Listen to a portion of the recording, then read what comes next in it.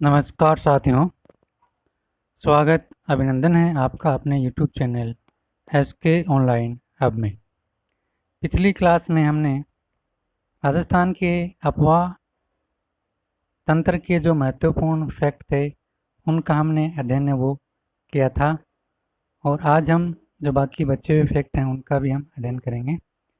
तो इस समय 30 जुलाई को जो सेकंड ग्रेड की एग्ज़ाम होने वाली है फर्स्ट पेपर के लिए, तो उस परीक्षा को देने वाले जो प्रतिभागी हैं वो इस क्लास को ज़रूर देखें। इसके अलावा LDC है, पटवार है, SI है, रीट है, फर्स्ट ग्रेड है, इसके जो प्रतिभागी हैं वो भी इसको ज़रूर देखें। इस क्लास से आपको एग्ज़ाम में प्रश्न है वो देखने को ज़रूर मिलेंगे, और आप वीडियो को प्लीज़ पूरा देखिए ताकि आपको पूरा जो कॉन्सेप्ट है वो समझ में आए। और इसी प्रकार की क्लासें हैं वो पाने के लिए, देखने के लिए आप चैनल को सब्सक्राइब करें, लाइक करें और बेल आइकन को प्रेस करें ताकि आगे आने वाली जितनी भी कक्षाएं हैं उनका जो नोटिफिकेशन है वो सबसे पहले आपके पास पहुंच सके। तो चलिए अपना समय ज़ाया न करते हुए चलते हैं अपने टॉपिक की तरफ।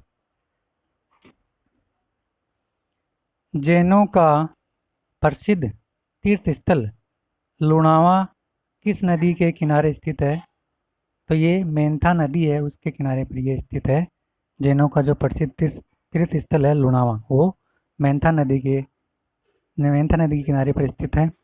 राजस्थान की कामधेनु, नित्यवाहिनी और चरमणवती आदि उपनामों से कौन सी नदी को जाना जाता है? तो इस नामों से जो चंबल नदी है उसको हम जानते हैं, उसको कामधेनु के नाम से, नित्यवाहिनी के नाम से और चरमणवती के नाम से चंबल नदी को जाना जाता है।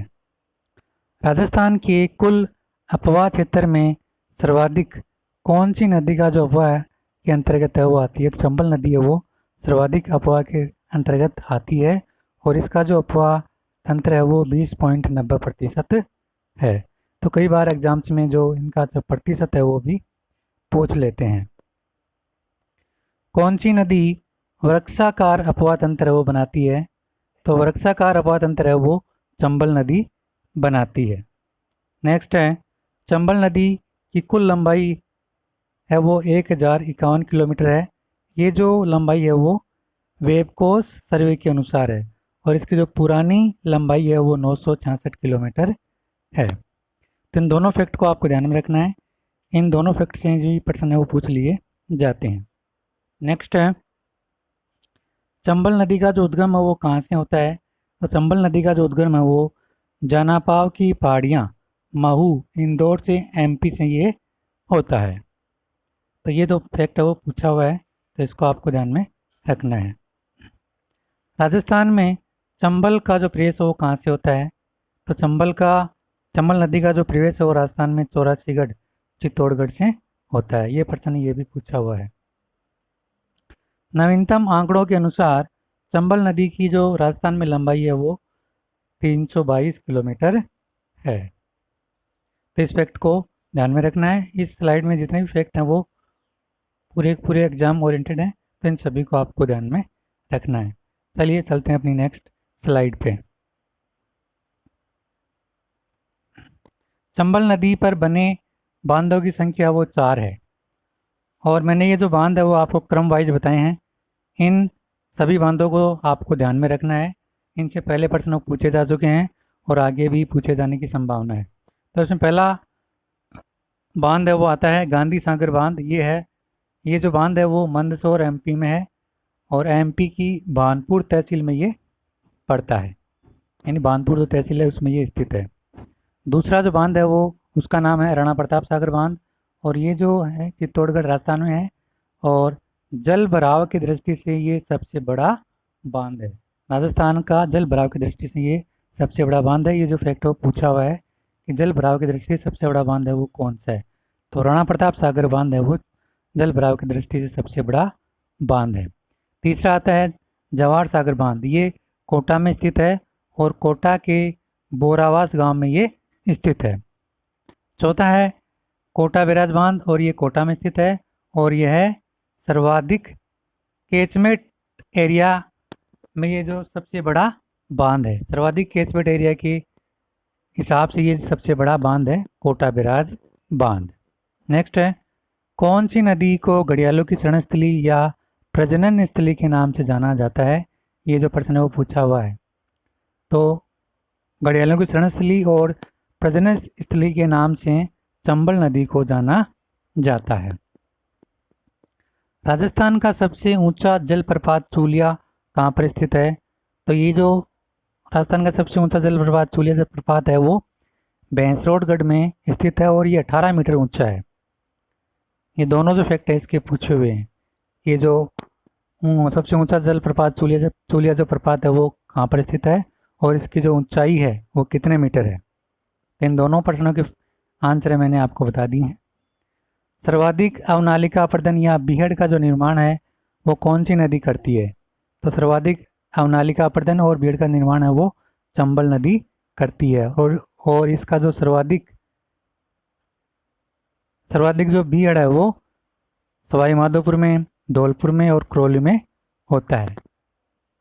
सर्वाधिक जो अवनालिका अपर्दन और बीहड़ का निर्माण है वो सर्वाधिक वो सवाई माधोपुर में, उसके बाद में धौलपुर में और उसके बाद में करौली क्षेत्र में होता है।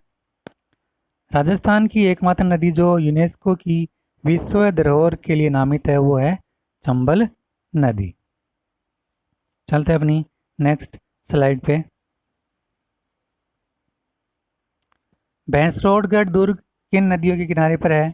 तो भैंसरोड जो गढ़ है, दुर्ग है, वो चंबल व बामणी नदियों के संगम पर स्थित है ये। और इस दुर्ग का जो निर्माण है वो भैंसा शाह व रोड़ा चारण नामक व्यापारियों ने करवाया था। ये दोनों फैक्ट हैं वो पूछे हुए हैं एग्जाम में। तो इन दोनों फैक्ट के जो आंसर वो मैंने बता दिए हैं, आपको इसको ध्यान में रखना है। काली सिंध नदी का जो उद्गम है वो कहाँ से होता है? तो काली सिंध नदी का जो उद्गम है वो बागली देवास एमपी से होता है। भीमलत जलप्रपात वो किस नदी पर स्थित है? तो भीमलत जलप्रपात है वो मांगली नदी बूंदी में स्थित है। राजस्थान में काली सिंध नदी का जो प्रवेश है वो कहाँ से होता है? तो राजस्थान में काली सिंध नदी का जो प्रवेश है वो बिंदा गांव रायपुर से होता है।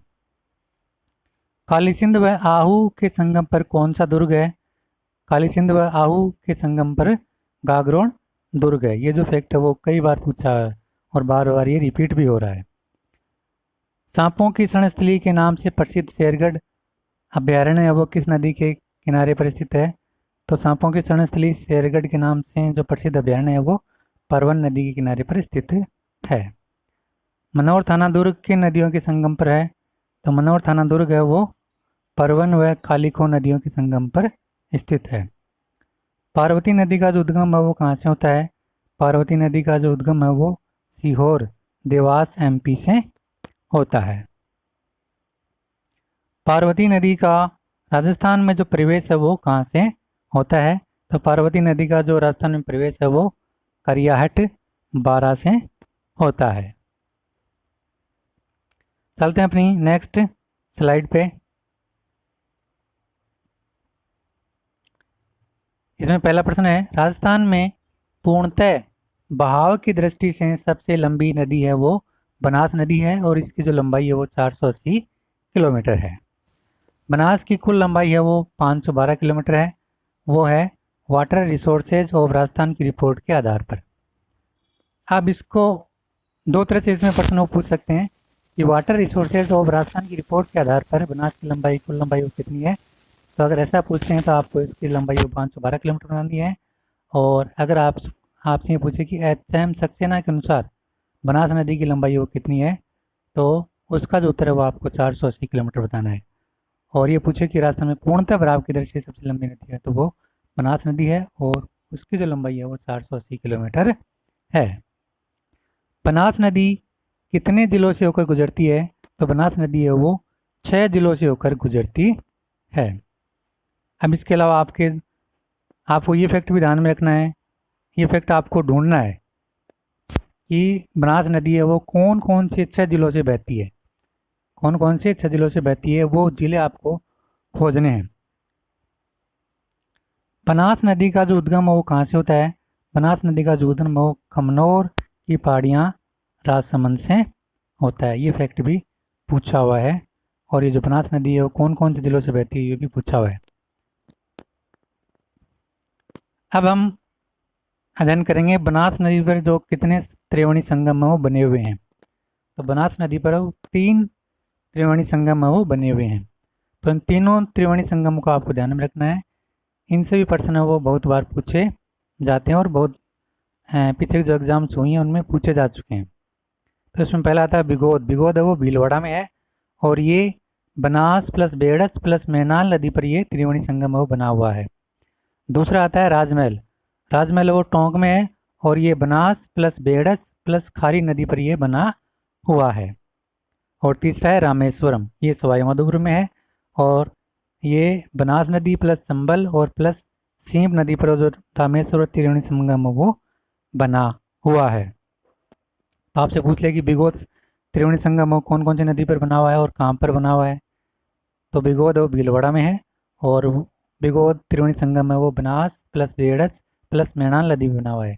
दूसरा आता है राजमहल त्रिवेणी संगम, ये टोंक में है और ये जो है बनास नदी पर, बेड़च नदी पर और खारी नदी पर बना हुआ है। और तीसरा आता है आपका रामेश्वर त्रिवेणी संगम, ये सवाई माधोपुर में बना हुआ है और ये बनास नदी, चंबल नदी और सीप नदी पर बना हुआ है।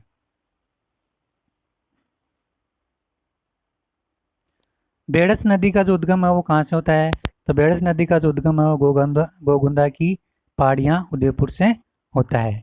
इसी का दूसरा नाम है वो आयड़ नदी है। उदय सागर झील में गिरने से पूर्व यह आयड़ नदी व बाद में इसे बेड़च नदी के नाम से इसको जाना जाता है। बेड़च नदी की सहायक नदियाँ हैं वो ओराई है, वामन है, गंभीरी है, गुर्जरी है। ये प्रश्न है, ये फैक्ट है पूछा हुआ है एग्जाम में। चंबल नदी की सहायक नदियाँ कौन कौन सी है। तो चंबल नदी की सहायक नदियों में काली सिंध आती है, कुराल आती है, आहू आती है, परवन आती है, पार्वती आती है, मेज आती है, बनास आती है, पीपलाज आती है, सीप आती है, बामनी आती है। तो इन सहायक नदियों को आपको ध्यान में रखना है। इनसे भी प्रश्न है वो पूछे जा चुके हैं और आगे भी पूछे जा सकते हैं। मैनाल जलप्रपात कहाँ पर स्थित है। तो मैनाल जलप्रपात है वो मैनाल नदी मंडलगढ़ भीलवाड़ा में स्थित है। ग्रीन माउंट के नाम से प्रसिद्ध मेजा बांध है वो किस नदी पर स्थित है। तो ये कोठारी भीलवाड़ा में स्थित है। तो ये दो तरह से इसमें प्रश्न पूछे जा सकते हैं कि ग्रीन माउंट है वो किसको कहा जाता है। तो ग्रीन माउंट है वो मेजा बांध को कहा जाता है और ये कहाँ पर स्थित है, ये कोठारी नदी पर है और भीलवाड़ा में स्थित है।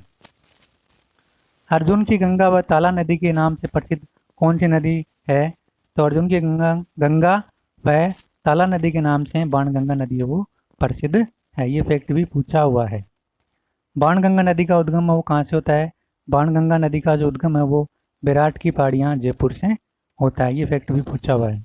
राजस्थान की एकमात्र नदी जो उल्टे यू आकार में बहती है वह कर्क रेखा को 2 बार काटती है वो है माही नदी। ये फैक्ट भी है वो पहले के एग्जाम से पूछा जा चुका है। तो इन सभी फैक्ट को आपको ध्यान में रखना है।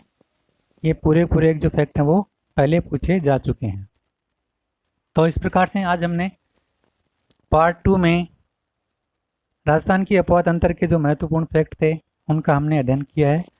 अब अगर और भी बाकी बचे हुए जो फैक्ट है अगर बचते हैं तो उनको हम नेक्स्ट पार्ट में उनका अध्ययन है वो करेंगे, क्योंकि एग्जाम्स में राजस्थान की अपवाद अंतर से 1 या 2 प्रश्न हर बार पूछे जाते हैं और आगे भी पूछे जाने की संभावना है।